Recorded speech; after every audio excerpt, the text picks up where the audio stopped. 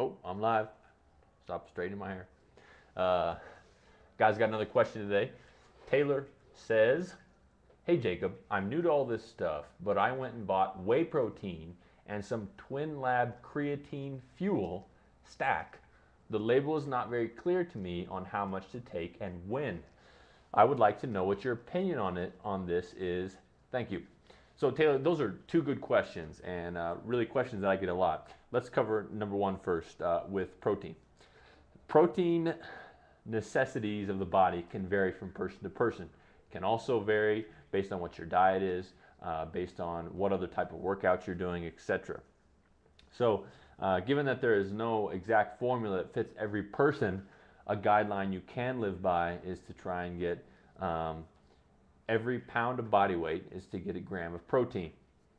And that's not guaranteeing that your body is going to absorb all that protein or that. So really what you need to be doing is tracking what your protein is outside of your supplement.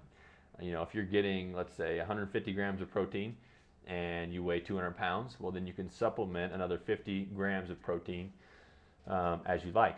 I would not recommend that you take that protein all at one time because for digestive abilities, you're not going to be able to just take in all that protein. You're probably going to pass it. You're probably going to be in the bathroom. So what I would recommend is if you're going to supplement with protein, to do so about every 3 hours. So every 3 hours, take some type of source of protein. Could be a protein shake, could be some tuna, could be some chicken, could be some salad, could be some eggs, whatever. So every 3 hours or so, take some protein and keep track of it. So you also may notice that as you up your protein, you might get stinky. You might go to the bathroom. You might get flatulous, if that's a word.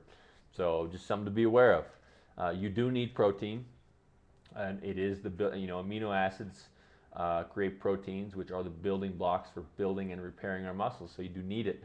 Whey protein is shown to be very well absorbed by the body. You have your isolates, you have your concentrates, but I mean, they're both going to be fine for you. And some people are going to take issue on different subjects of how much protein, when to take it. Also recommend that you do take it directly after your workout.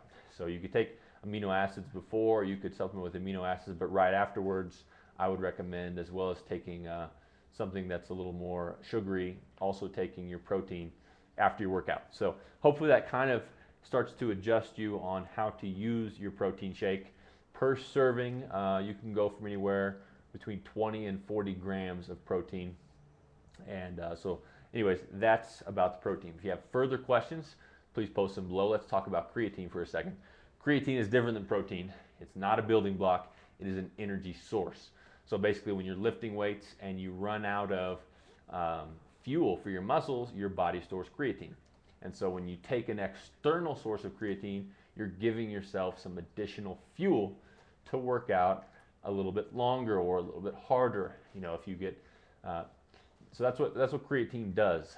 When you take it, it's probably not going to be so important necessarily before a workout, after a workout. I like to take it after, because after a workout, your muscles are reduced to fuel and your body's going to start putting fuel back into them. So if you take the creatine there, my theory is that your creatine will be better absorbed by the body after the workout when they are lacking fuel and nutrients. So I take it afterwards. How much to take?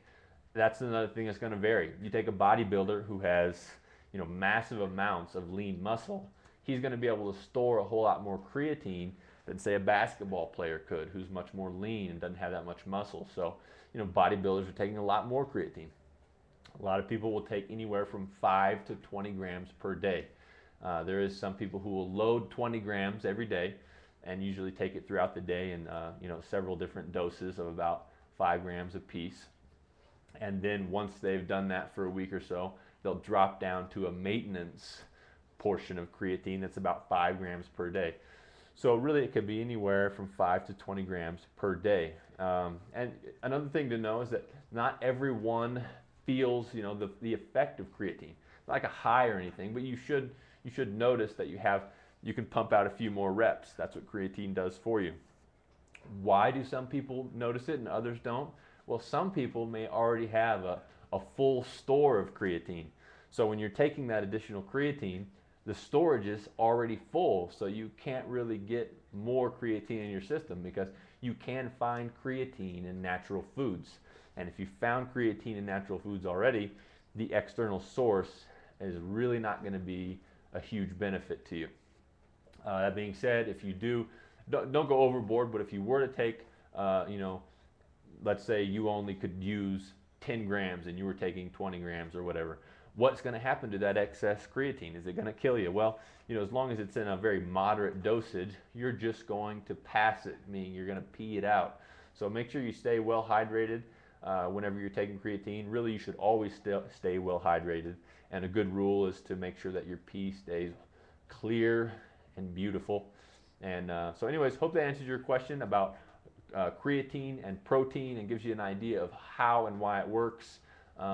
Creatine, just another thing I would mention is when you take creatine, I would recommend taking it with a fruit juice, because when you take it with a sugar, your body sends insulin into your system, and that insulin starts injecting sugar and nutrients into your body. So it kind of helps your body to uptake that creatine. Hope that answers your question. If not, hit me up, yell at me, holler. Bye-bye.